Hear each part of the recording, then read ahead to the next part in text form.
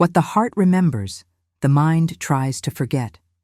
But some bonds are written in blood and moonlight. The cottage stood at the edge of the wildwood where civilization ended and the ancient forest began. Theron Blackmane, Alpha King of the Northern Territories, had been tracking the rogue wolf for 3 days. The creature had killed 2 farmers, terrorized a village, and vanished into the deep woods where even his best hunters refused to follow. So he'd come alone, as he always did when the hunt required silence over strength. The trail led him here, to this small dwelling with smoke curling from its chimney, to the scent of herbs and something else, something that made his wolf stir with recognition he couldn't name. He approached cautiously, senses sharp. The door stood slightly ajar. Inside, he heard singing. A woman's voice, soft and achingly familiar, though he couldn't place why. Theron pushed the door open. The scene before him stopped his heart. A woman knelt by the fireplace, her back to him, dark hair falling in waves down her spine. In her arms, she cradled a wolf pup, the rogue's offspring, he realized instantly. The creature should have been terrifying, feral. Instead, it nursed from a cloth soaked in milk, making small, contented sounds. "I know you're there," the woman said without turning. "You can come in or leave, but if you've come to kill this pup, you'll have to go through me first." Her voice hit him like a physical blow. He knew that voice, knew the curve of her shoulders, the way she held herself with quiet defiance. "Lyra?" She went very still. Then slowly she turned. 5 years. It had been 5 years since he'd last seen her, since the night he'd made the biggest mistake of his life and let her walk away. She looked the same, and completely different. Her face had lost its softness, replaced by the sharp edges of survival. Her eyes, those green eyes that had haunted his dreams, held wariness instead of the warmth he remembered. But it was her scent that nearly brought him to his knees. Beneath the herbs and wood smoke, beneath the wolf pup's musk, he smelled something that made his wolf roar with possessive fury. She was pregnant, and the child was his. "You need to leave," Lyra said, her voice steady despite the way her hands tightened on the pup. "Now." Theron couldn't move, couldn't breathe. His eyes dropped to her stomach, still flat, but his wolf knew, could smell the life growing inside her, could feel the bond that connected them through blood and fate. "How long?" His voice came out rough. "I don't know what you're talking about." "Don't lie to me, Lyra.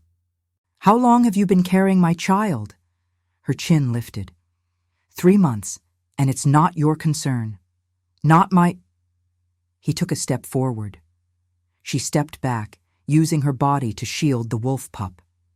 The protective gesture sent something primal surging through him. "That's my child, my heir.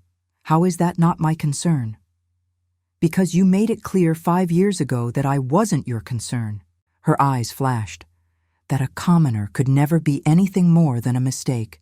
That you needed a queen, not a—" "I never said that." "You didn't have to. Your silence said everything." The memory burned between them. The night of the harvest moon, when he'd found her in the gardens, when they'd given in to the attraction that had been building for months, when he'd held her until dawn and then let his advisors convince him that duty mattered more than desire. He'd been 23, newly crowned, terrified of making the wrong choice, so he'd made the worst one instead. "Lyra, the pup's mother was killed by hunters," she interrupted, her tone making it clear she wouldn't discuss the past. "She was protecting her litter. This one's the only survivor. I found him 3 days ago, nearly dead from starvation. So I'm keeping him alive." Her eyes met his with fierce determination. "And if you've come to kill him because his mother went rogue, you'll have to kill me first." Theron looked at the wolf pup, barely 2 weeks old, eyes still closed, completely dependent on the woman holding him. Then at Lyra, who stood between him and the creature like a shield made of pure will. She'd always been like this, fierce in her compassion, unbending in her protection of the vulnerable. It was what had drawn him to her in the first place. It was why he'd been too much of a coward to keep her. "I'm not here to kill the pup," he said quietly. "I came to stop the rogue that's been terrorizing the villages. She's dead. The hunters got her yesterday. Then my work here is done." He should leave, should walk away and pretend he'd never found her, never discovered she carried his child. Except it's not, because you're pregnant with the heir to the Northern Territories, and whether you like it or not, that makes you my responsibility. Lyra's laugh was bitter. "I'm no one's responsibility. I've been taking care of myself for 5 years. I'll continue taking care of myself and my child, without your help." "Our child. My child." Her voice turned to ice. "You gave up any claim to this baby when you let me leave 5 years ago. When you chose your crown over—" She stopped, jaw clenching. "It doesn't matter. What matters is that I'm fine, the baby's fine, and you can go back to your castle and your court and forget you ever saw me." Theron's wolf snarled inside him. Every instinct demanded he claim what was his: the woman, the child, the future he'd thrown away out of fear and foolish pride. But forcing her would only drive her further away. "I can't do that," he said instead, "even if I wanted to. The child you're carrying is the heir to the throne. That makes you nothing. It makes me nothing." Lyra's eyes blazed. "I'm not your mate. I'm not your queen. I'm just a woman you slept with once and then discarded. The baby doesn't change that. Everything changes that." He took another step closer. She held her ground this time. "Lyra, please, let me—" "Let you what? Drag me back to your castle? Lock me in a tower until I give birth? Take my child and send me away again?" Her voice cracked, just slightly. "I'd rather die than watch you reject this baby the way you rejected me." The words hit him like claws to the chest. "I never rejected you. You let me go. Same thing. I was an idiot, a coward. Theron ran a hand through his hair, frustration and regret warring inside him. "I made the wrong choice. I know that now. I've known it for 5 years. But I can't change the past. I can only what? Make promises you won't keep?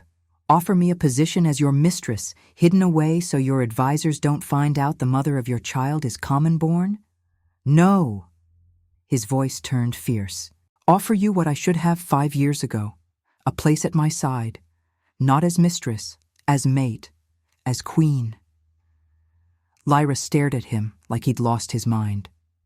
"You're 5 years too late," she whispered, "and I don't believe you." Before he could respond, the wolf pup in her arms whimpered. Lyra's attention immediately shifted, her expression softening as she soothed the creature with gentle words and careful touches. Watching her, Theron felt something break open inside him. This was who she was, who she'd always been. Someone who saw value in broken things, who protected the helpless, who chose compassion even when it cost her everything, and he'd let her go. "I'm not leaving," he said quietly. "Not until I've proven I mean what I say. Then you'll be here a long time because I'll never believe you." "I have time." Lyra's eyes met his, full of pain and doubt and something that looked dangerously like hope. "Why now? Why do you suddenly care after 5 years of silence?" "Because I never stopped caring." The confession tore from him.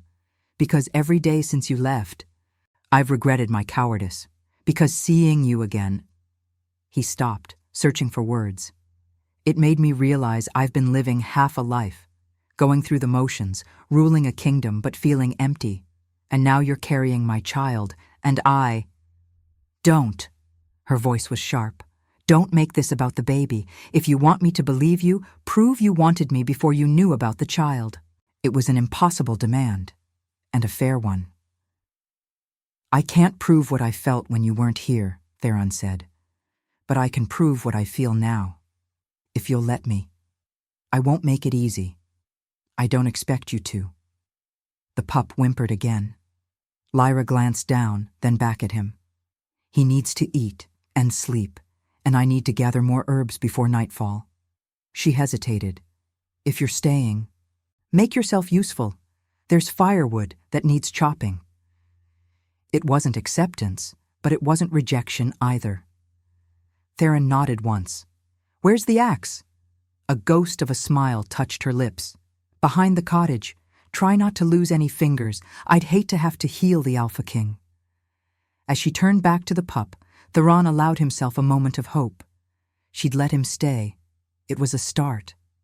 Now, he just had to convince her he'd changed, that he was worth a second chance, that some mistakes could be forgiven. Outside, he found the axe and a substantial pile of wood waiting to be split. He stripped off his jacket, rolled up his sleeves, and began to work. The physical labor felt good, grounding, and it gave him time to think about the woman inside who'd once been his entire world. About the child she carried, his child, his heir, conceived in a single night of passion he'd never forgotten. About the choices he'd made and the ones he needed to make now. He couldn't force her to trust him, couldn't demand she believe his words, but he could show her through actions, and he could start by keeping the promise he'd just made. He wasn't leaving, not until he'd proven he deserved her. Deserved them, even if it took the rest of his life. Theron chopped wood until his shoulders burned and sweat soaked through his shirt. The physical exertion helped clear his mind, helped him process the shock of finding Lyra here, alive, carrying his child, helped him push past the guilt and focus on what mattered, making this right. When he finally returned to the cottage, carrying an armload of split logs, the sun had begun its descent toward the horizon. Golden light slanted through the trees, painting everything in shades of amber and shadow. Inside, he found Lyra at a rough wooden table, grinding herbs with a mortar and pestle. The wolf pup slept in a basket near the fire, wrapped in soft cloth. She looked up as he entered.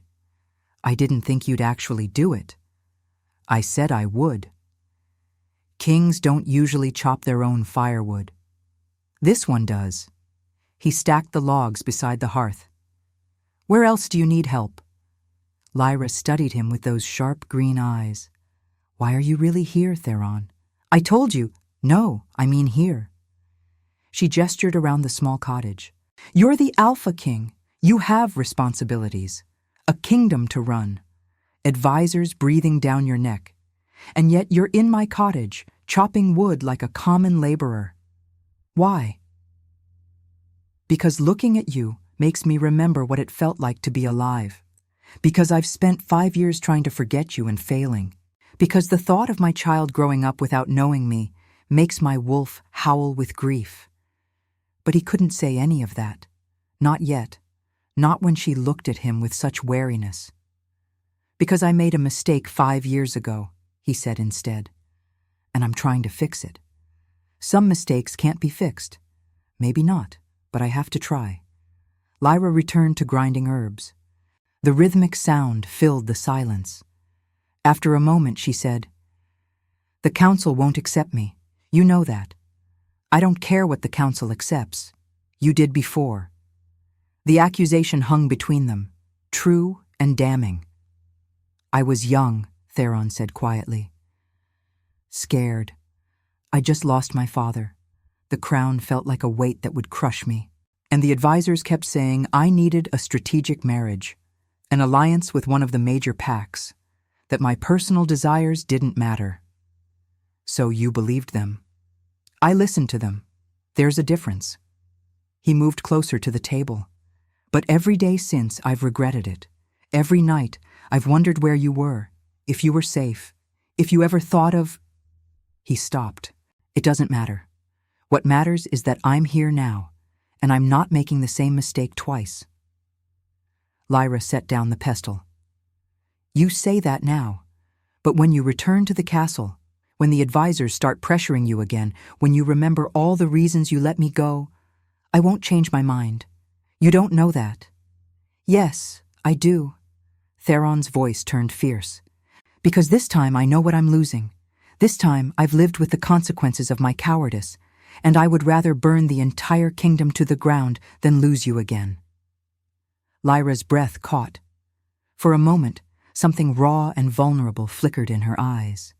Then she looked away, jaw tight. "Pretty words, but I've heard them before." "Not from me," Theron wanted to say. He'd never said anything 5 years ago, had just let her walk away in silence, thinking it was the noble thing to do. Instead, he said, "Then let me prove it with actions." "Fine." Lyra stood, moving to check on the sleeping pup. "You can start by helping me feed him when he wakes, and gathering night-blooming jasmine from the meadow. I need it for a tincture." "What kind of tincture?" "The kind that keeps pregnant women from feeling like they're going to die every morning." Her tone was matter-of-fact. "Turns out growing a child is harder than it looks." Guilt stabbed through him. "You've been dealing with this alone?" "I've been dealing with everything alone. It's what I do." "Not anymore." Lyra's eyes met his, full of skepticism and carefully guarded hope. "We'll see." The pup woke an hour later, mewling with hunger. Lyra prepared another milk-soaked cloth while Theron watched, fascinated by the gentle competence in her movements. "Here." She handed him the cloth. "Hold him like this. Support his head. Let him find the cloth on his own. He needs to learn to feed himself eventually." Theron took the tiny creature with exaggerated care. The pup was impossibly small, fitting in his palm, all soft fur and closed eyes and desperate hunger. As soon as he smelled the milk, he latched onto the cloth with surprising strength. "He's healing well," Lyra said, sitting beside him. "Another few days and he'll be strong enough to start eating solid food." "And then?" "Then I'll find a pack that will take him. Raise him with other wolves." Her expression turned sad. "He deserves that, to grow up with his own kind. You could keep him. I'm not a pack, and he's not a pet." She watched the pup nurse. "He's a wild thing. He needs to be with wild things." Theron heard the subtext, understood what she was really saying. "You're a king. I'm a commoner. We're from different worlds. This can't work." But she was wrong. "What about our child?" he asked quietly. "Will you teach them the same lesson, that they don't belong in my world?" Lyra's hands clenched. "Our child will belong wherever they choose. If they want to know you, know the court, that's their decision. But I won't force them into a life that will only what? Break their heart? Like I broke yours?" She looked away, jaw tight. "You didn't break anything. You just showed me the truth." "Which was?" "That some of us are meant for cottages and herb gardens, and some of us are meant for thrones." Her voice was steady, but he heard the pain underneath. "I've made peace with that." "I haven't." "Then that's your problem, not mine." The pup finished feeding and immediately fell back asleep. Theron placed him carefully in the basket, then turned to face Lyra fully. "5 years ago, I made a choice based on fear," he said. "Fear of disappointing my father's memory. Fear of failing as a king. Fear of what the other packs would say if I chose a mate who wasn't politically advantageous." He moved closer. "But the only thing I should have feared was losing you, and by the time I realized that, you were gone. I left because you made it clear there was no place for me in your life. I never said that. Your silence said it for you." Lyra stood, putting distance between them. "The morning after the harvest moon, I waited for you. Waited for some sign that what we'd shared meant something. But you never came. And when I finally sought you out, your advisors told me you were busy, that you'd given orders not to be disturbed, that the Alpha King had more important matters to attend to." Theron's blood ran cold. "I never gave those orders." "It doesn't matter if you did or didn't. The message was clear. I wasn't important enough to see you." She wrapped her arms around herself. "So I left, and I built a life. And I was doing fine until you showed up and what? And made me remember what it felt like to hope." Her voice cracked. "I can't do this again, Theron. I can't let myself believe you want me, only to watch you choose duty over—" She stopped, shaking her head. I need to gather the jasmine before it gets dark. You should go. I'm not going anywhere. Then stay. Chop more wood. Pretend you're a different person. But don't... She grabbed a basket from the table. Don't make me care again. I won't survive it a second time. She was out the door before he could respond. Theron stood in the small cottage, surrounded by the scent of herbs and wood smoke, and the faint, sweet smell that was uniquely Lyra, and felt the full weight of his mistakes crushing down on him. He'd hurt her, worse than he'd realized, and no amount of pretty words would fix that. But actions might.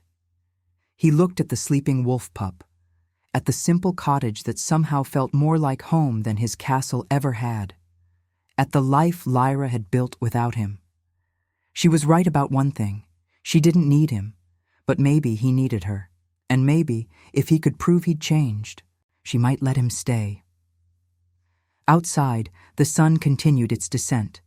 Theron followed Lyra's path into the forest, tracking her scent through the twilight woods. He found her in a meadow bathed in dying light, kneeling among white flowers that glowed like fallen stars. She was crying, silent tears that she wiped away quickly, probably thinking she was alone, that no one would see her pain. But Theron saw, and seeing it broke something inside him that he hadn't known was still whole. He didn't approach, didn't disturb her moment of private grief, just stood at the edge of the meadow and made a silent vow. He would spend the rest of his life making up for the tears she'd cried because of him, even if it meant giving up his crown, even if it meant losing everything else. She was worth it. She'd always been worth it, and now, finally, he was going to prove it. Lyra didn't return to the cottage until full dark. She found Theron inside, tending the fire, the wolf pup asleep in his lap. He looked up as she entered, his golden eyes catching the firelight. "Did you find the jasmine?" he asked quietly. She held up the basket full of white flowers. "Yes." "Good." He carefully transferred the sleeping pup back to its basket. "I made tea, and there's bread warming by the fire. You should eat." Lyra set the basket on the table, suddenly exhausted. "You don't have to take care of me." "I know." He poured tea into a chipped mug, added honey the way she used to like it. "But I want to."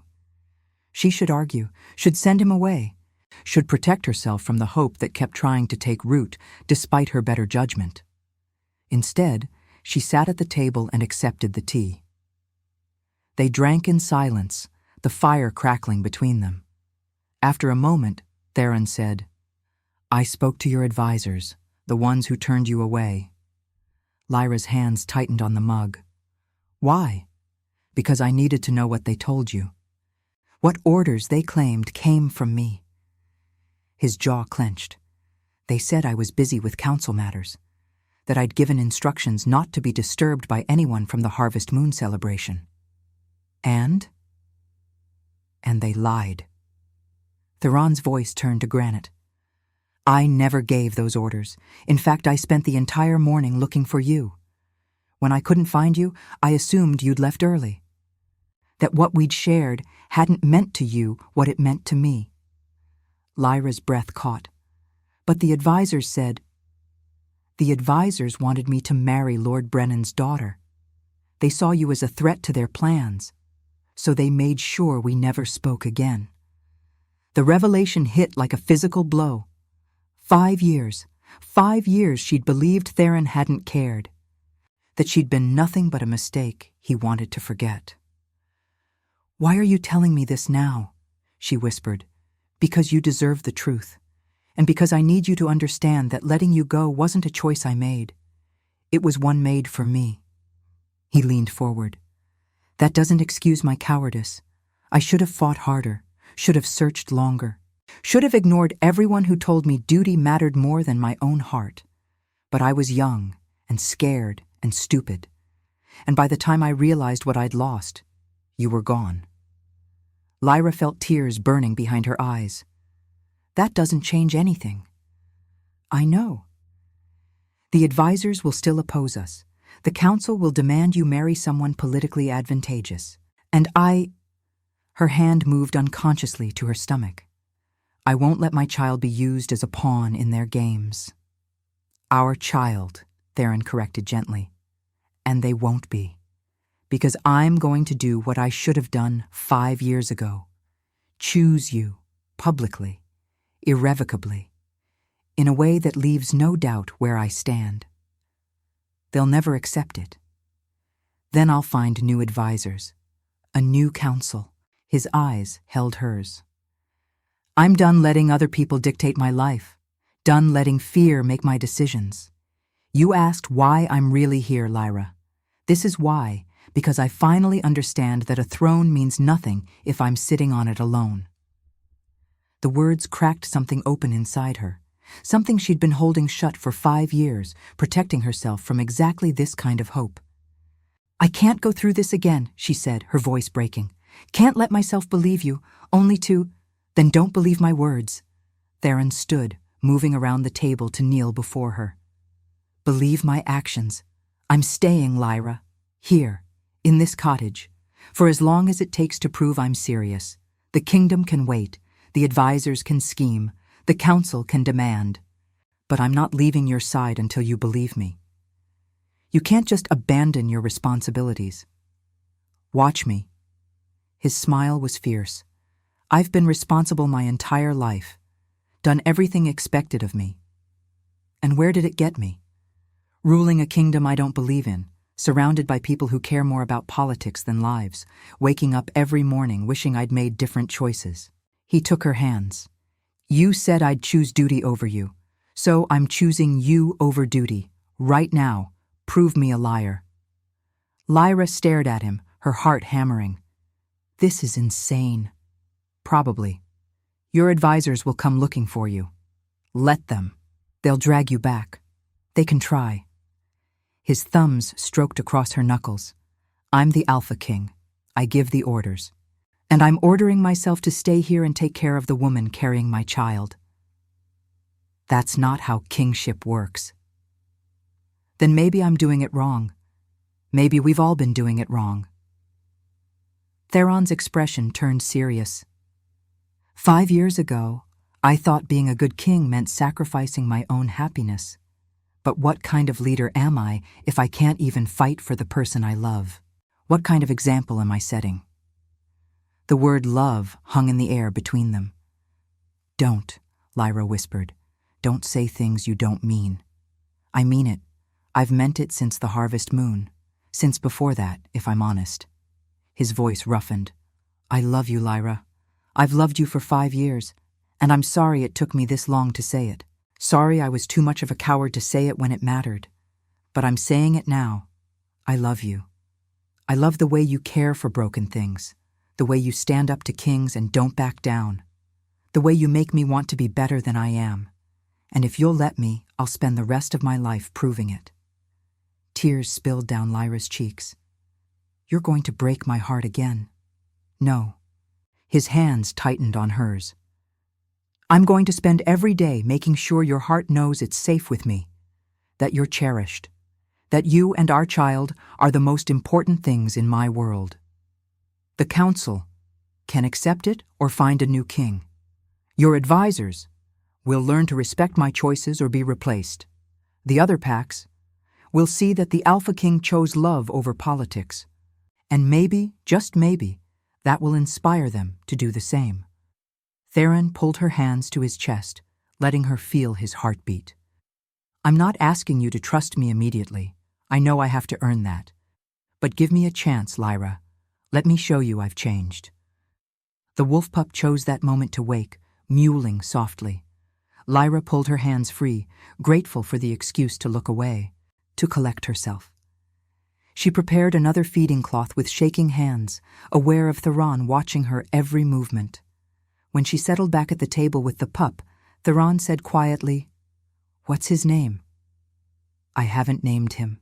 He's not mine to name. But you've been caring for him. That makes him yours. Lyra looked down at the small creature nursing contentedly. Shadow.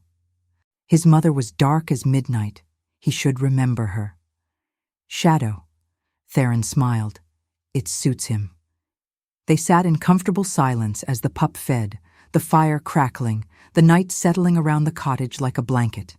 After a while, Lyra said, "If you stay, when I stay, you'll have to help with more than firewood. There are chores. The garden needs tending. The roof leaks when it rains, and Shadow will need constant care for at least another week. I can do that." "Can you?" She met his eyes. Can the Alpha King really set aside his crown and play at being common? "I'm not playing at anything, and it's not about being common or royal." His expression turned serious. "It's about being the man you deserve, whatever that takes." Lyra wanted to believe him, wanted to trust that this time would be different. But fear held her back. Fear of hoping, fear of believing, fear of the pain that would come if he left again.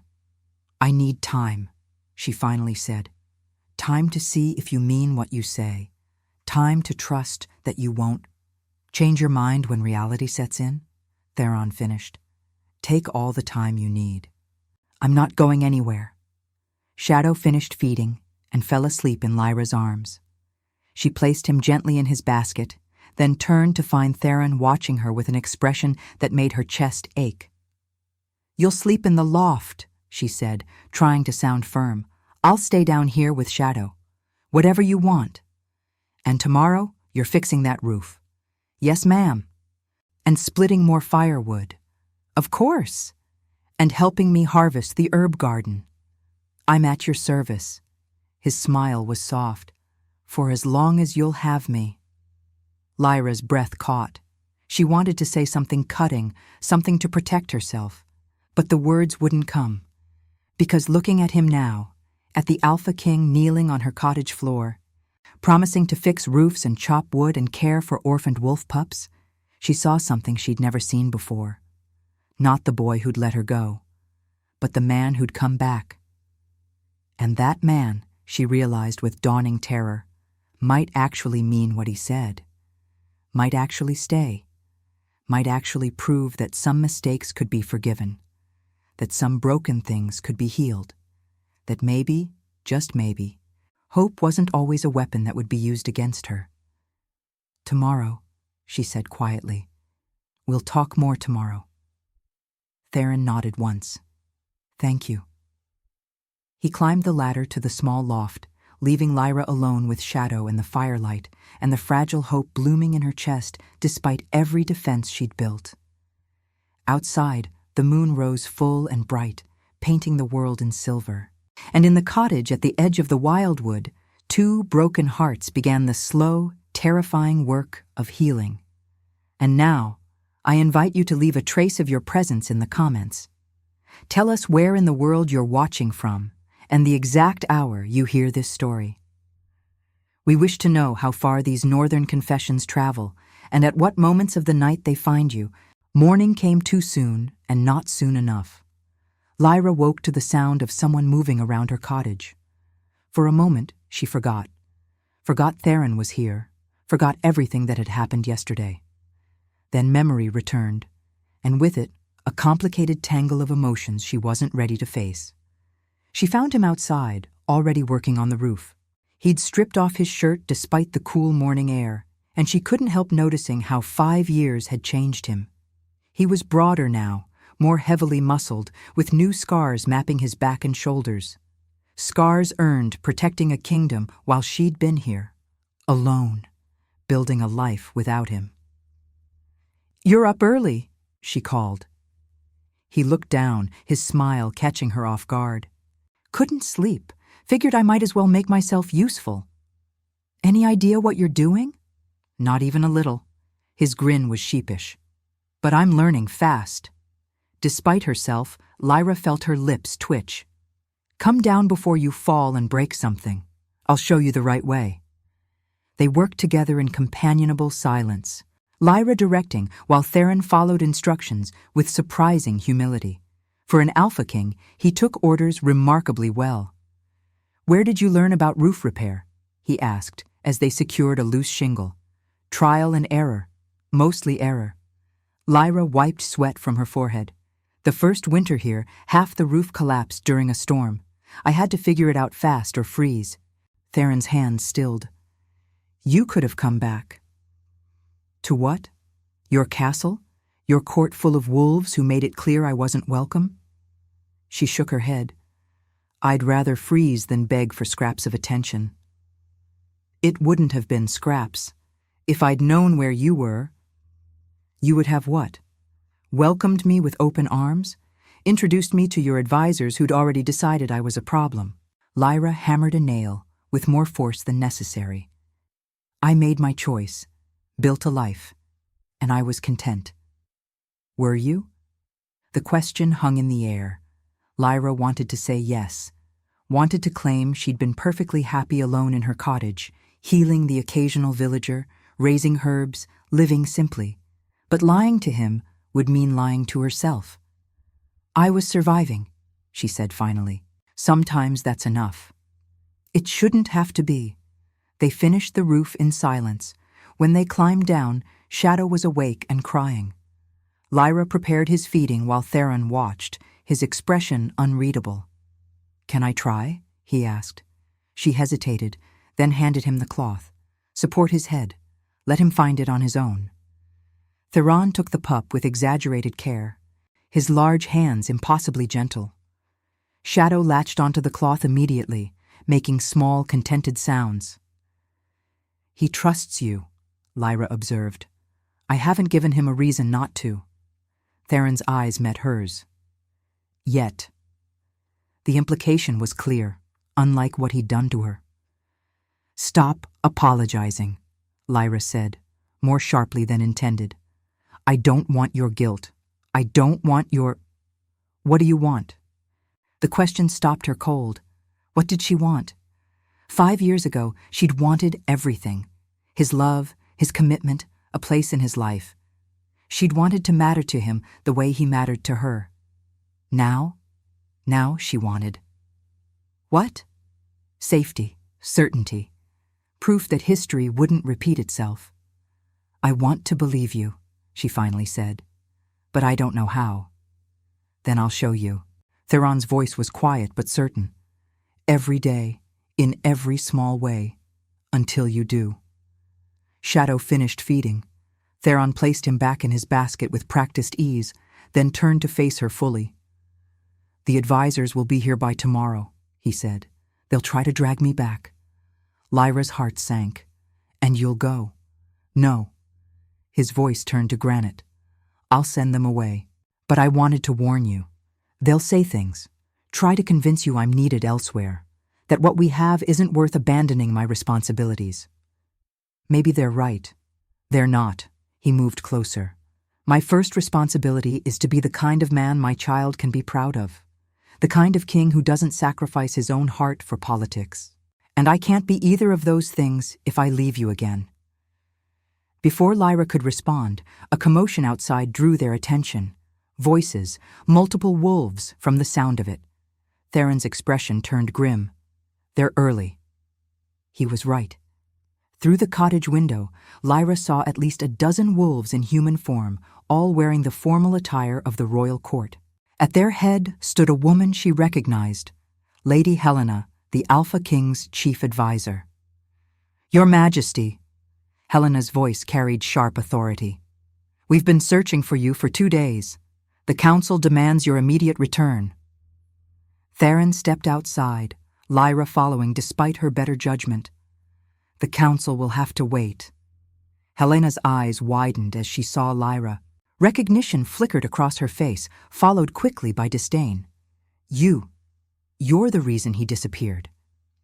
Careful, Theron's voice dropped to something dangerous. You're speaking about the woman carrying my child. The next words out of your mouth should be chosen very carefully. Stunned silence fell over the assembled wolves. Helena recovered first. Your child. Her tone dripped skepticism. How convenient. The moment you show interest in a commoner, she claims pregnancy. Has it occurred to you this might be a ploy? It's not a ploy. Theron's power rolled out, making several wolves step back. And if you question Lyra's integrity again, you'll find yourself without a position. Your Majesty, think about what you're saying. The implications. I know exactly what I'm saying. Lyra is carrying my heir. That makes her nothing, another advisor interrupted. A man this time, silver-haired and sharp-eyed. Unless you intend to acknowledge the child, which would be unwise given her. Background. Lyra felt the blow like a physical thing. Of course. They'd acknowledge the pregnancy, but not her. Would probably try to take the child and send her away. She should have known, should have protected herself better. She turned to go back inside. Theron's hand caught hers. Where are you going? Inside. This is between you and your advisors. It's not my place to... It's absolutely your place. His grip tightened. Because what I'm about to say concerns you. He turned back to the assembled wolves, pulling Lyra close to his side in a gesture that was unmistakably possessive. Lyra is not just carrying my child, Theron announced, his voice carrying absolute authority. She is my chosen mate, and when our child is born, I intend to formally recognize both of them, publicly, irrevocably. The advisors erupted in protest. Helena's voice rose above the others. You can't be serious. A commoner as queen? The other packs will never accept? Then they'll learn to.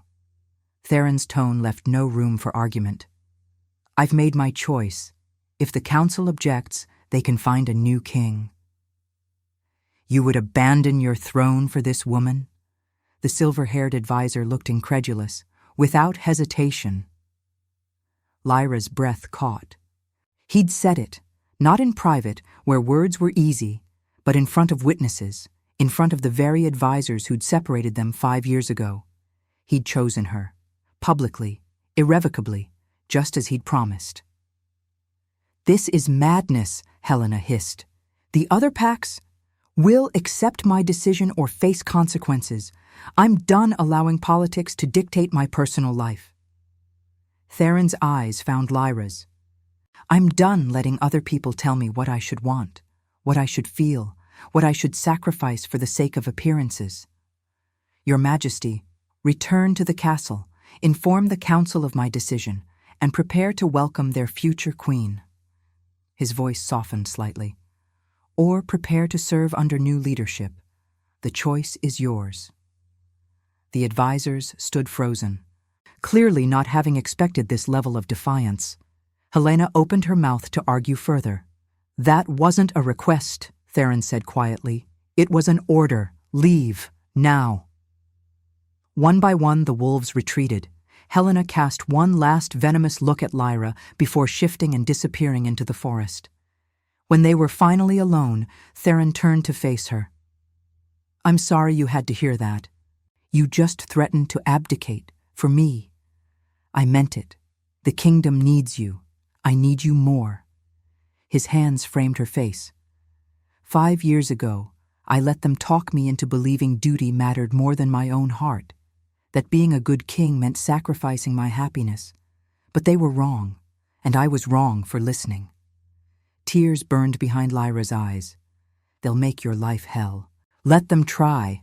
I've faced down rogue packs, territorial disputes, and a dozen assassination attempts. I think I can handle some disgruntled advisors. This is insane. Probably. His smile was fierce. But I'm done being sane. Done being cautious. Done being the perfect king who does everything expected and nothing he wants. What if I don't want this? The words came out small, scared. What if I want to stay here, in my cottage, raising our child in peace? Then I'll stay with you.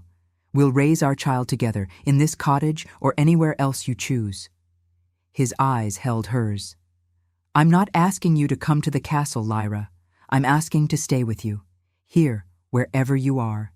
Because home isn't a place, it's you. Lyra felt something crack open inside her chest, something she'd been holding closed and protected for 5 years. You can't just give up your throne, she whispered. Watch me. The kingdom will suffer. The kingdom will adapt, or I'll rule from here, or I'll train someone else to take over. He pulled her closer. There are a dozen solutions, but only one that matters. You, us, this child. Everything else is negotiable. I'm scared. So am I. His admission was raw, terrified. But I'm more scared of losing you again. Of our child growing up thinking their father didn't want them. Of spending the rest of my life regretting. His voice broke. I can't do this again, Lyra. Can't walk away. Not now, not ever. She looked up at him, seeing the truth written in every line of his face. He meant it, every word. And that terrified her more than anything. Because if he meant it, if he really stayed, if he proved he'd changed, then she'd have to let herself hope again. Have to risk her heart on the man who'd broken it once before. Have to believe that some mistakes really could be forgiven. I need time, she said again. Take all the time you need. I'll be here. Inside the cottage, Shadow began to cry. Lyra pulled away, grateful for the excuse to escape the intensity of Theron's gaze. But as she went to care for the wolf pup, she felt the Alpha King's eyes on her back, felt the weight of his promise, felt, for the first time in 5 years, like maybe, just maybe, she wasn't alone anymore. And that thought was more terrifying than anything the advisors could say. The days that followed fell into an unexpected rhythm. Theron woke before dawn to chop wood and tend the cottage. Lyra prepared herbs and cared for Shadow while managing the waves of nausea that came with early pregnancy. They worked side by side in the garden, ate simple meals together, and fell into bed exhausted each night. It felt dangerously domestic, like a life Lyra had never dared dream of, and it terrified her. "You're thinking too loudly," Theron observed one afternoon as they harvested vegetables. "I can practically hear your doubts from here." "I'm not doubting. I'm being realistic." Lyra pulled a carrot from the earth with more force than necessary. "This can't last. Eventually, you'll have to return to the castle. Resume your duties. Remember all the reasons this won't work. Or I'll finally have time to figure out what's actually important." He moved closer, dirt-stained and entirely too appealing. "For 5 years, I did everything expected of me, ruled wisely, made strategic decisions, kept the peace, and I was miserable." His hand covered hers. "These past few days, doing nothing but chopping wood and fixing roofs and learning to care for an orphaned wolf pup, I've never been happier. That's just novelty. Once the shine wears off, then I'll still be here, still happy, still exactly where I want to be." His golden eyes held hers. "When are you going to believe me? When you prove I won't wake up one morning to find you gone. Then I'll prove it, every day, for as long as it takes." A commotion interrupted them. Shadow, now stronger, had escaped his basket and was attempting to stalk a butterfly with adorably clumsy determination. Theron scooped up the pup before he could tumble into the fire.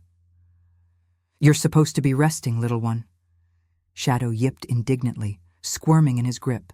Watching the Alpha King cuddle a wolf pup while covered in garden dirt, Lyra felt something dangerous bloom in her chest. Hope. Again. Always hope, despite her best efforts to strangle it. "He's getting stronger," she said, pushing the feeling down. "Another week and he'll be ready to join a pack. And break your heart in the process." Lyra turned away. "He was never mine to keep." "Neither was I," Theron said quietly. 5 years ago, but I am now, if you'll have me."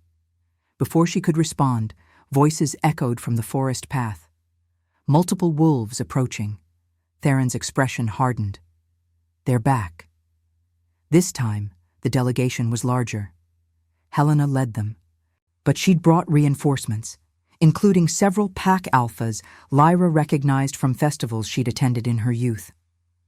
"Your Majesty," Helena's tone was icy, "the Council has deliberated. They demand your immediate return to address this situation." "There's no situation to address. I've made my decision." A decision you made under obvious duress. Helena's eyes flicked to Lyra with thinly veiled contempt. The council believes you've been compromised, that this woman has used manipulation. Careful. Theron's power rolled out, making the earth itself seem to tremble. You're speaking about your future queen. One of the pack alphas stepped forward, a grizzled wolf with scars mapping his face. With respect, Your Majesty, the council has valid concerns. A commoner as queen sets a dangerous precedent. The stability of the entire kingdom depends on having a king who can think for himself. Theron cut him off.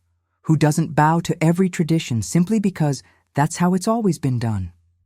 Who understands that strength isn't just about bloodlines and politics. Your father would never have... My father married for love. Theron's voice turned dangerous. Or have you all conveniently forgotten? My mother was a healer's daughter, common-born, and she became one of the greatest queens our kind has ever known. Stunned silence fell. Lyra's breath caught. She'd known Theron's mother had been common-born, but she'd never realized how closely her situation mirrored the past. That was different, Helena argued. Your father had already secured his position, had proven himself. You're still what? Young, unproven, incapable of making my own decisions? Theron's laugh was bitter. I've ruled for 5 years, ended 2 territorial wars, established trade agreements that tripled our prosperity, modernized our laws, but because I choose to mate with a woman you deem unsuitable, suddenly I'm incompetent? No one's saying incompetent, the scarred alpha interjected. Just compromised. Think about your legacy, Your Majesty, about what history will say. History will say I had the courage to choose love over politics, that I refused to repeat the mistakes of previous generations, that I understood being a good king means being a good man first. Theron's eyes blazed. And if that's not the legacy you want, then feel free to challenge me for the throne. See how well that works out. No one moved. The threat was clear. Any wolf who opposed him would face his wrath. And Theron Blackmane hadn't become Alpha King by being weak. Helena tried a different approach. At least return to the castle. Discuss this with the full council. Allow them to meet her properly. Perhaps if they saw what? That she's capable of civilized conversation? That she can hold a fork correctly? Lyra's voice cut through, sharp with anger she could no longer contain.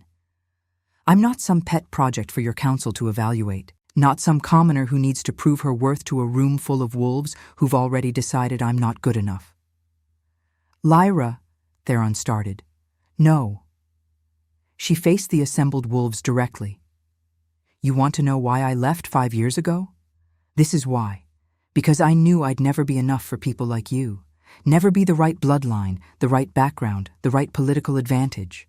And I was fine with that. I built a life without your approval, without your acceptance, without needing anything from any of you. Her hand moved to her stomach, a protective gesture that didn't go unnoticed. This child is mine. Mine to raise, mine to protect.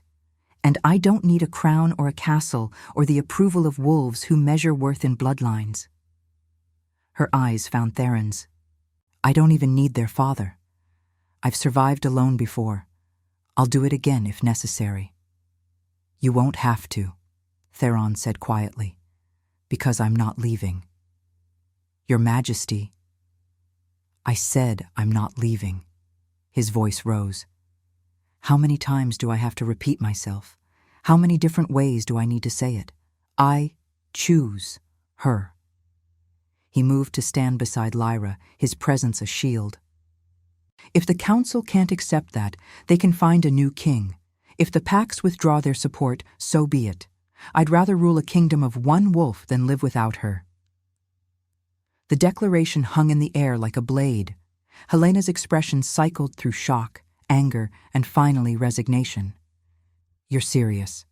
Completely. Then you leave us no choice. She straightened. The council will demand formal documentation, recognition of the child as heir, proper ceremonies, and Helena gestured to Lyra with barely concealed distaste, will have to undergo the trials. Lyra's blood ran cold. The trials. Ancient traditions designed to test whether a commoner was worthy of joining the royal family. Trials that were deliberately brutal, designed to make candidates fail. Absolutely not, Theron growled. The trials are barbaric. They haven't been used in 2 centuries, but they're still law. Helena's smile was thin. If you want the council to accept her, she'll have to prove herself. Unless you'd prefer to abdicate? It was a trap. Accept the trials and risk Lyra's safety. Refuse and lose the throne. Either way, the council won. I'll do it, Lyra said. No. Theron turned to her, his expression horrified. You're pregnant. You can't. I can, and I will. She lifted her chin. If trials are what it takes to end this, then I'll face them. Lyra, you don't understand what you're agreeing to. The trials are designed to break those they deem unworthy, I know. Her eyes held his. But I'm not afraid of your council or their tests. If I have to prove my worth to protect our child's future, then that's what I'll do. Helena's smile widened. How noble. The trials begin in 1 month, at the castle. I suggest you prepare. The delegation left, satisfaction radiating from them. They thought they'd won. Theron pulled Lyra into the cottage the moment they were gone. You can't do this. The trials are dangerous even for trained wolves. You're human, pregnant, and what? Weak? Incapable? Anger flared. I've survived 5 years alone in this forest, delivered babies in the middle of storms, fought off rogues, healed injuries that should have been fatal. Don't tell me what I can't do. I'm not. He ran a hand through his hair, frustrated. I'm trying to protect you. I don't need protecting. I need you to trust that I know what I'm doing. Even if it puts you at risk? The only thing at risk is your precious council's pride when I pass every test they throw at me. She moved closer. I'm doing this, Theron, with or without your support. His jaw clenched. Then slowly, he nodded. Then I'll train you. Prepare you for everything they might demand. Good. We start tomorrow. That night, as Lyra lay in bed trying to quiet her racing thoughts, Theron's voice drifted down from the loft. I meant what I said. I'd give up the throne for you. I know. But you're not going to let me. No. She stared at the ceiling. Because our child deserves to know their heritage. To have the choice of that life. And I won't let your council take that away because they're too narrow-minded to accept change. Silence. Then, you're terrifying when you're determined. Good. Maybe your advisors will finally learn that. His soft laugh warmed something in her chest, and as she drifted toward sleep, Lyra allowed herself to believe, just for a moment, that maybe they really could survive this, that maybe love really was worth fighting for.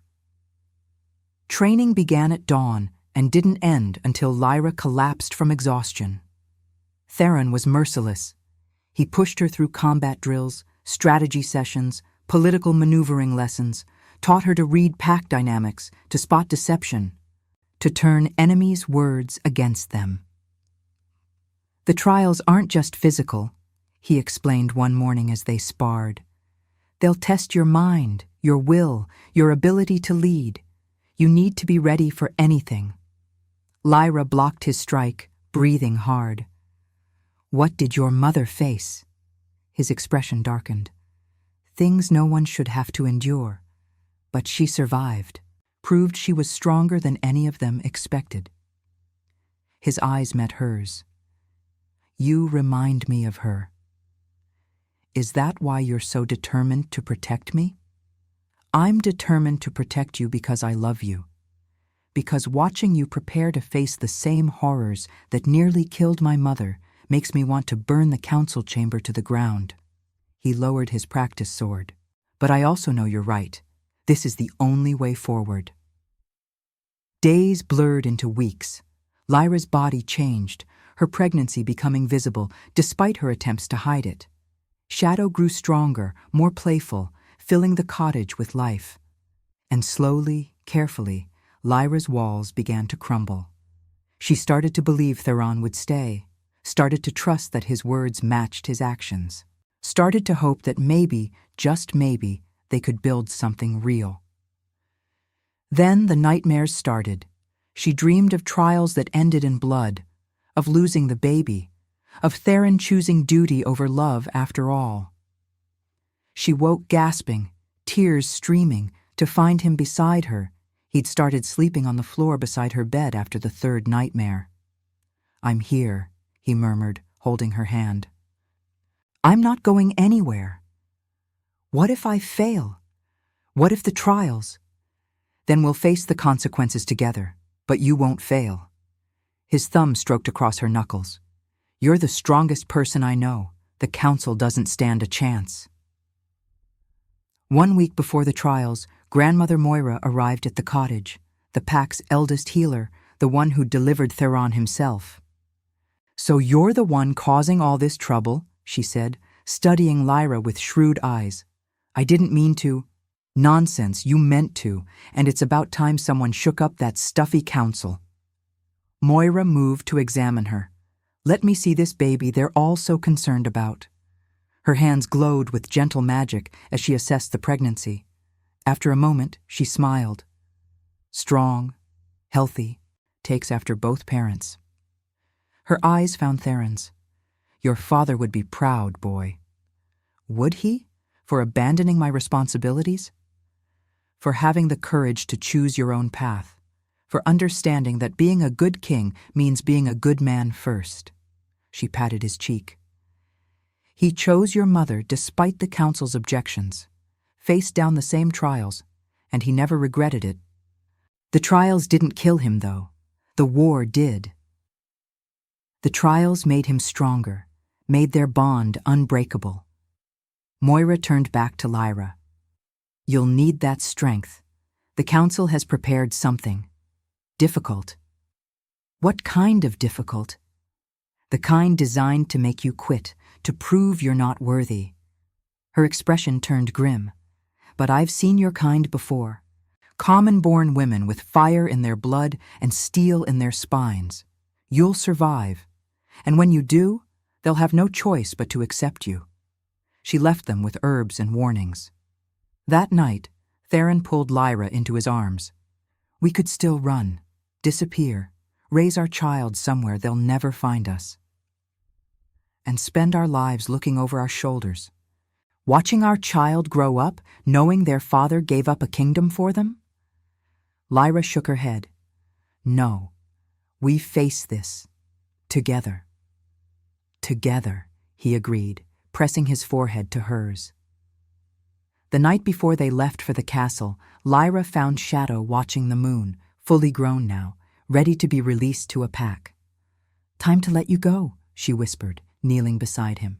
"Time to find your family." The young wolf whined, pressing against her. He'd imprinted, she realized, saw her as pack. "You can't stay with me. I'm not—" Her voice cracked. "I'm not your mother." "But you saved him." Theron appeared beside her, gave him life when he should have died. That makes you pack, makes you family. He touched Shadow's head gently. "He can come with us, to the castle. Every king needs a guardian wolf. The council will hate it. Good. Let them hate something besides you for a change." Lyra laughed despite her fear. "You're impossible." "I'm in love. Same thing." That night, wrapped in each other's arms with Shadow sleeping at the foot of the bed, Lyra finally admitted what she'd been holding back. "I love you too, even though you're stubborn and impossible and probably going to get me killed with your romantic gestures." Theron's smile could have lit the entire forest. "Say it again. I love you. I've loved you since the harvest moon. Since before that, probably." She touched his face. "And I'm terrified of what that means. It means we have something worth fighting for, something the council can't touch. no matter what they throw at us." He kissed her softly. "It means we're going to win." The next morning, they set out for the castle, Theron, Lyra, and Shadow, a king, a commoner, and an orphaned wolf, heading toward trials that would determine all their futures. As they traveled, Lyra felt the phantom weight of the crown she might wear, the responsibility of the child growing inside her, the magnitude of what they were attempting. But she also felt Theron's hand in hers, steady, certain, anchored. And she knew, whatever came next, they'd face it together, like Theron's parents before them, like every couple who'd ever dared to choose love over politics. They'd face it, and they'd win. Because some bonds were stronger than tradition, stronger than fear, stronger than councils full of wolves who'd forgotten what it meant to fight for something real. Comment, Luna, if you'd walk through the storm for someone who saw your worth. The crown's heart rose before them like a mountain of stone and ice, imposing and ancient. Lyra's steps faltered. "Second thoughts?" Theron asked quietly. "1,000 of them, but I'm not turning back." The castle gates opened to reveal a courtyard filled with wolves, nobles, warriors, council members, all gathered to witness either her triumph or her humiliation. Helena stood at the center, satisfaction radiating from her. "Welcome back, Your Majesty, and guest." Her smile was razor-sharp. "The trials begin at dawn. I trust you're prepared." "More than you know," Lyra said evenly. They were given separate quarters, another power play. Theron argued, but Lyra stopped him. "Let them have their petty victories. I'll prove myself where it matters." That night, as Lyra tried to sleep in a room designed for intimidation, a knock came. Grandmother Moira entered without waiting for permission. "Can't sleep? Would you?" "No. But then, I never had to prove my worth to wolves half as intelligent as I am." She sat on the bed. "The first trial is combat. They'll pit you against their best warrior. You're not expected to win, just to survive with dignity." "And if I do win?" Moira's eyes gleamed. "Then you'll have made an enemy, but you'll also have earned respect. Choose wisely." What were the other trials for Theron's mother? Strategy, leadership, sacrifice. Moira's expression darkened. The last one nearly killed her. They made her choose between her own life and Theron's father's. She chose him, of course, nearly bled out before the healers could intervene. Lyra's blood ran cold. "They'll do the same to me. Probably worse. You're carrying the air. That makes you both more valuable and more threatening." The old healer squeezed her hand. "But you're also carrying something they've forgotten. Genuine love. That's your advantage. Use it." The first trial came with dawn. Lyra entered the arena to find a massive warrior waiting, scarred, experienced, radiating controlled violence. The crowd murmured. This wasn't meant to be fair. "You may yield at any time," Helena announced, saving yourself the embarrassment. Lyra drew the practice sword Theron had trained her with. "I don't plan to yield." The fight was brutal. Her opponent didn't hold back, forcing her to use every skill Theron had taught her. She was smaller, weaker, pregnant, but she was also desperate, clever, and unwilling to break. When she finally disarmed her opponent with a move that used his own strength against him, the crowd fell silent. "First trial complete," Moira announced, her voice carrying approval. "The woman stands." Helena's expression curdled. "Prepare for the second trial, this afternoon." The second trial tested strategy. Lyra was given a theoretical pack crisis, rogues attacking, resources scarce, alliances fragile. She had to navigate the politics, make hard choices, prove she could think like a queen. She drew on everything Theron had taught her, every story he'd shared about his parents' rule, every lesson about balancing compassion with strength. When she finished, even the skeptical council members looked impressed. "She has the mind for it," one admitted grudgingly. Anyone can memorize strategies, Helena countered. The final trial will test her heart. That night, Theron found her despite the guards. You're doing impossibly well. One more trial, then it's over. Lyra, about the final trial. His expression was haunted. They're going to make you choose between yourself and someone you love. My mother almost died. I can't. You can, and you will. She took his hands. Because I'm going to survive this. All of it. And then we're going to build the life we should have had 5 years ago. The final trial came the next morning. Lyra was led to a chamber where Theron sat bound, a blade at his throat held by Helena herself. Simple choice, Helena said coldly. You or him. Pledge to leave, to give up your child to be raised by the crown while you disappear. And he lives. Refuse, and we'll consider his judgment. Compromised, unfit to rule. It wasn't a real threat. They wouldn't actually kill their king, but the symbolism was clear. Prove you'd sacrifice everything, even your child's future, or be deemed unworthy. Lyra looked at Theron, saw the fear in his eyes, not for himself, but for her. Then she laughed. You've made a mistake, she said, her voice carrying to every corner of the chamber. You think offering me a choice between myself and Theron is a test. It's not. It's a revelation of how little you understand about strength. She stepped forward. I choose both. I choose Theron and our child, and my own worth. I choose to stand here and tell you that your test is barbaric, outdated, and designed by wolves who've forgotten what it means to lead with love instead of fear. You're refusing the trial. I'm exposing it for what it is, a power play by advisors who'd rather destroy their king's happiness than admit they were wrong 5 years ago. Lyra's eyes blazed. You want to know if I'm worthy? Fine. Judge me on this. I would die for Theron. I would die for our child. But I won't let you force me to choose between them. That's not leadership. That's cowardice. The chamber erupted. Council members argued. Helena looked murderous. But Grandmother Moira stepped forward, her voice cutting through the chaos. The trial is complete. She has proven her worth. She refused to choose. She chose truth over manipulation, courage over compliance, love over fear.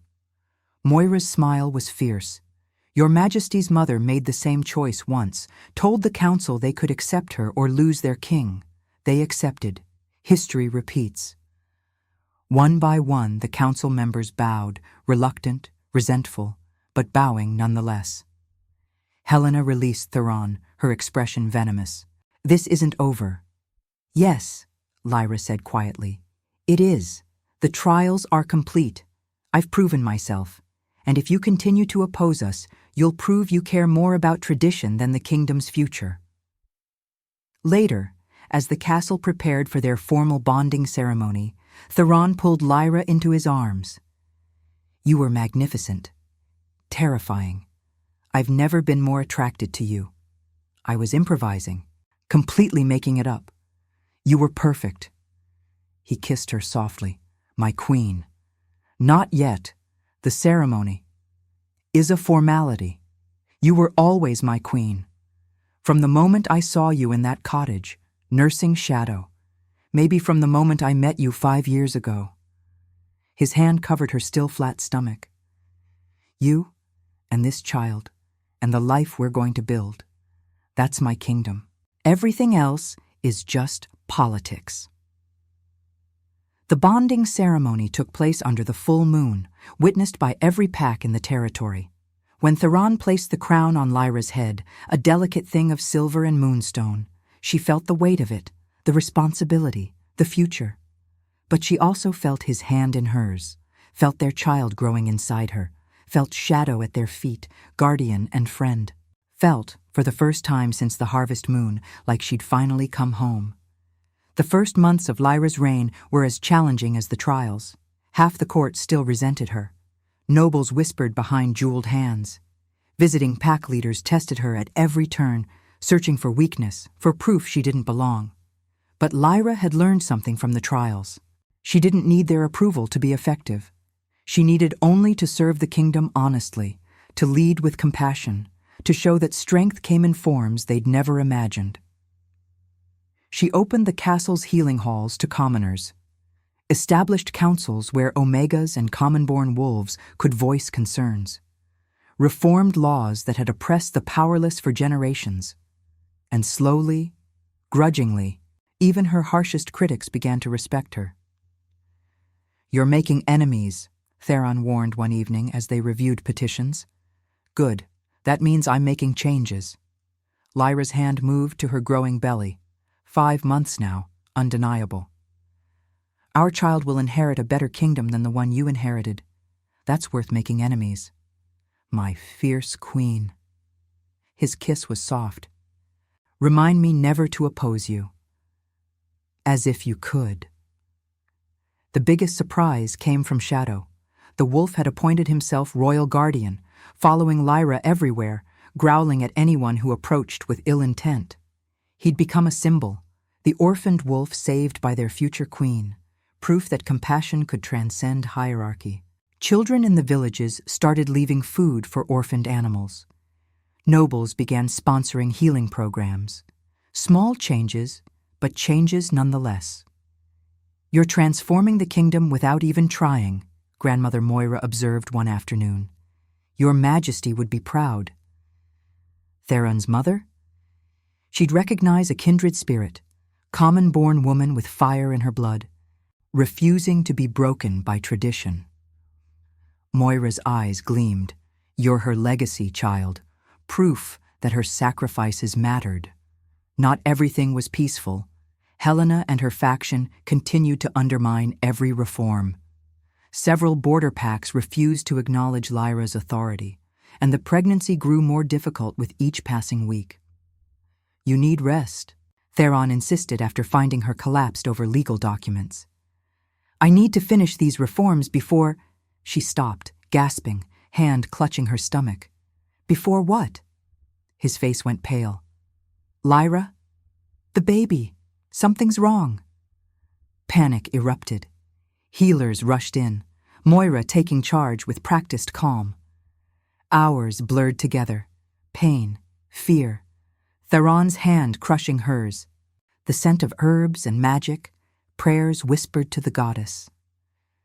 When it finally ended, Lyra held a tiny, perfect daughter with her father's golden eyes and her mother's dark hair.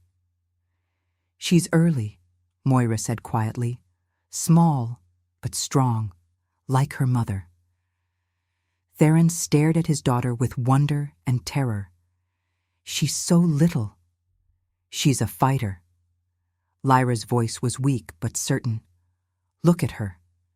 Already glaring at the world like she owns it." Their daughter, they named her Arya, after Theron's mother, proved her strength over the following weeks. She grew, thrived, despite being premature. Shadow appointed himself her guardian too, sleeping beside her cradle, growling at anyone who approached too quickly. "You've built a strange pack," Helena observed coldly during a council meeting, weeks after Arya's birth. "A common queen, an orphaned wolf, a premature heir. Is this really the legacy you want, Your Majesty?" "It's a legacy of love over politics, compassion over tradition. Yes." Theron's voice was steel. "This is exactly the legacy I want, and if you can't support it, there's the door." Helena left that night. Several other council members followed. But more stayed, wolves who'd watched Lyra's transformation of the kingdom, who'd seen her prove that worth wasn't determined by bloodlines. New advisors were appointed, young, idealistic, committed to the changes Lyra and Theron were implementing. The kingdom began to shift, slowly but surely, toward something better. 1 year after the trials, Lyra stood on the castle balcony, watching wolves train in the courtyard below. Arya slept against her shoulder. Shadow dozed at her feet. Theron's arms wrapped around them both. "Regrets?" he murmured. "Only that we wasted 5 years." Not wasted. We needed that time. To grow. To understand what we were fighting for. He pressed a kiss to her temple. And now we have forever to make up for it. Below, a group of common-born children played with noble pups, something that would have been unthinkable before. Omegas walked through the castle without fear. Healers trained students regardless of background. Small changes, but changes that would reshape the kingdom for generations. Your mother would be proud, Lyra said softly. She'd be proud of you, for finishing what she started, for proving that love can transform a kingdom. Theron's hand covered hers on Arya's back, for showing me what strength really looks like. That night, as they lay in bed with Arya between them and Shadow sprawled across their feet, Lyra finally allowed herself to believe it. She was home. They were family. And the future they'd fought for was finally, miraculously real. Not perfect. Never perfect, but real and honest and worth every trial they'd faced. Worth the heartbreak, worth the fear, worth every moment of doubt, because some loves were worth fighting for, and theirs had survived everything the world threw at them, had survived and thrived and transformed into something that would echo through history. The common queen and her alpha king, the woman who'd healed an orphaned wolf and a broken kingdom. The family that proved love was the strongest magic of all. 5 years after Arya's birth, the kingdom was unrecognizable. The reforms Lyra had fought for had taken root. Common-born wolves served on councils. Omegas led packs. Healing halls flourished in every territory. The rigid hierarchies that had defined wolf society for centuries had softened, making room for something more flexible, more compassionate. Not everyone was happy. The old guard still grumbled. Helena, exiled but not silenced, spread dissent from the borders. But most wolves, especially the young, embraced the changes with enthusiasm. Arya was at the center of it all. 5 years old, fearless, with her mother's fierce compassion and her father's unwavering conviction. She spent mornings training with Shadow, afternoons helping in the healing halls, evenings listening to council debates with unnervingly sharp questions. She's going to be terrifying when she's older, Moira observed fondly, just like her mother. Lyra smiled, watching Arya convince a group of noble pups to share their toys with commoner children. She's going to change the world. She already is, just by existing, by proving that a child born of love between a king and a commoner can lead with wisdom and strength. Moira squeezed her hand. Your legacy, child, both of you. That evening, as sunset painted the castle in shades of gold and crimson, Lyra found Theron in their private gardens, the place where they'd first fallen in love during the harvest moon, 10 years ago now. You're brooding, she said, settling beside him. I'm reflecting. There's a difference. He pulled her close. 10 years since the harvest moon. 5 since you stormed into the castle and told the council exactly what they could do with their trials. And I'm still not sure I deserve you. Good. A little humility keeps you grounded. His laugh was soft. I was thinking about the cottage, about those weeks when it was just us and Shadow and the life you'd built without me, about how close I came to losing all of this because I was too much of a coward to fight for you. But you did fight, eventually. Lyra touched his face. You came back. You stayed. You proved every word you said. That's what matters. I almost waited too long. If I hadn't gone tracking that rogue wolf, if I hadn't stumbled on your cottage. He stopped, shaking his head. I would have lost everything. But you didn't. We're here, together. With a daughter who's going to be empress of the world someday, and a wolf who thinks he's a palace guard. As if summoned, Shadow appeared with Arya riding on his back, both of them covered in mud and utterly delighted with themselves. We were hunting, Arya announced proudly. Shadow taught me to track rabbits. You're filthy. We're warriors. Warriors get dirty. Theron grinned. She has your stubbornness. She has your complete disregard for rules, Lyra countered. But she was smiling too. They cleaned up for dinner, a family affair now, intimate rather than formal. Arya regaled them with stories of her day, while Shadow begged for scraps and Lyra and Theron exchanged glances full of quiet contentment. After Arya was tucked into bed, they returned to their chambers. Theron pulled Lyra onto the balcony, wrapping his arms around her from behind as they watched the moon rise. "I got you something," he said, "an anniversary gift." "Our anniversary isn't for another month. This is a different anniversary, 10 years since the harvest moon, since the night everything changed." He pulled a small box from his pocket. Inside was a pendant, a silver wolf curled protectively around a moonstone. "Shadow and the moon, protection and light. Everything you've brought to my life." Lyra's vision blurred. "You're impossible. I'm in love. Same thing." He fastened the pendant around her neck. "Thank you for not giving up on me, for fighting when I was too scared to fight, for showing me what it means to be a king worth following. Thank you for coming back, for staying, for proving that some mistakes really can be forgiven." She turned in his arms. "For giving me a family when I thought I'd always be alone. You were never meant to be alone. You were always meant to be here, with me, with Arya, with all of this." His kiss was soft, certain, anchored in 10 years of choices and sacrifices and love that had survived every test. "What do you think the historians will say about us?" Lyra asked later, as they lay tangled together. "The common queen and her king? That we were either very brave or very foolish. Possibly both." Theron pulled her closer. "That we transformed a kingdom, that we proved love could be stronger than tradition, that we chose each other," Lyra finished. "Every day, despite everything. Because of everything." The moon reached its zenith, flooding their room with silver light. Somewhere in the castle, Arya dreamed of adventures while Shadow kept watch. In the villages, common-born children slept, knowing they could grow up to lead. In the healing halls, Omegas worked alongside nobles. Small changes, built on the foundation of two people who'd refused to let fear or tradition or politics dictate their love. Who'd fought for each other when the world said they were impossible. Who'd built a family, a kingdom, a legacy on the simple truth that some bonds were stronger than bloodlines, stronger than crowns, stronger than everything except the love that forged them. "I'd do it all again," Lyra whispered. "Every trial, every fight, every moment of doubt, just to end up here." Even the 5 years apart?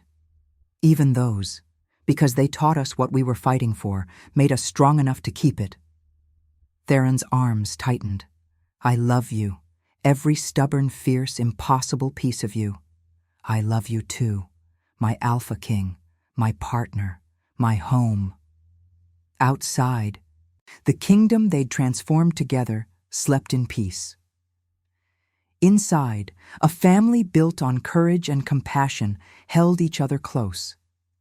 And in the cottage at the edge of the wildwood, where it all began, jasmine bloomed white and perfect under the moonlight.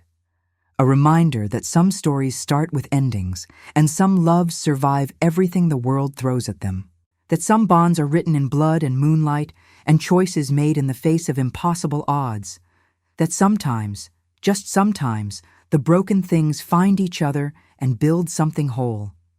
The Alpha King and his common queen, the orphaned wolf and the premature princess.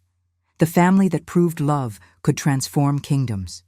Their story was far from over.